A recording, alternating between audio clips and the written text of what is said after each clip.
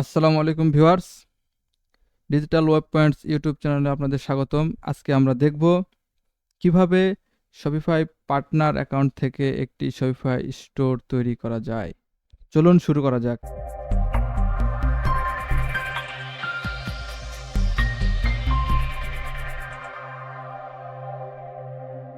আমরা already Shopify partner ড্যাশবোর্ডে আছি।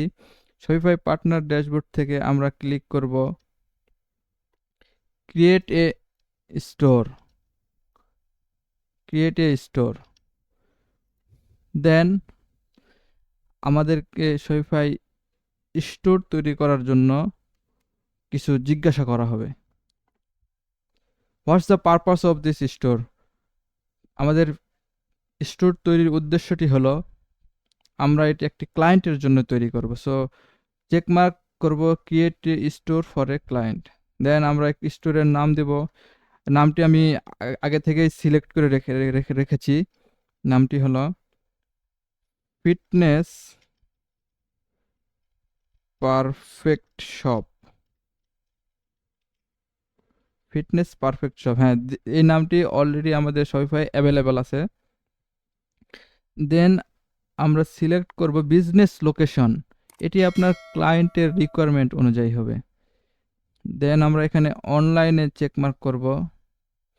ফাইনালি আমরা দেখব যে আমাদের যে ক্লায়েন্ট সে কোনো অনলাইন অর্থাৎ অন্য কোনো অনলাইন প্ল্যাটফর্মে তার প্রোডাক্ট সেল করতেছে কিনা।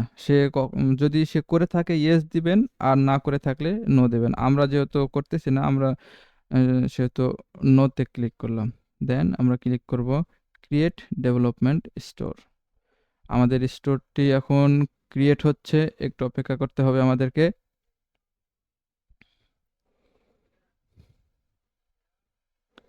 এটি আপনাদের ইন্টারনেটের স্পিডের উপর নির্ভর করবে। ইন্টারনেট স্পিড যত বেশি ভালো হবে এটি তত দ্রুত লোড হবে।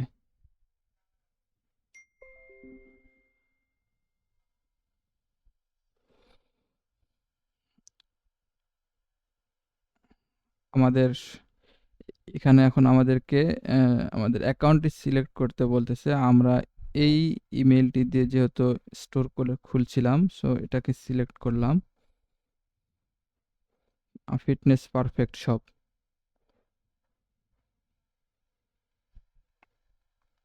আমাদের স্টোরটি অলরেডি ক্রিয়েট হয়ে গেছে। আপনারা দেখতে পাচ্ছেন আমাদের শপিফাই ড্যাশবোর্ড চলে এসেছে, অর্থাৎ আমাদের ব্যাকএন্ড আমরা পেয়ে গেছি। এই ভিডিওতে আমরা দেখলাম কিভাবে শপিফাই পার্টনার অ্যাকাউন্ট থেকে একটি শপিফাই স্টোর ক্রিয়েট করতে হয়। এই ভিডিওটি এই পর্যন্তই। দেখা হবে পরবর্তী ভিডিওতে। আমরা দেখব শপিফাইয়ের সেটিংস সম্পর্কে। সবাই ভালো থাকবেন, সুস্থ থাকবেন। আল্লাহ হাফেজ।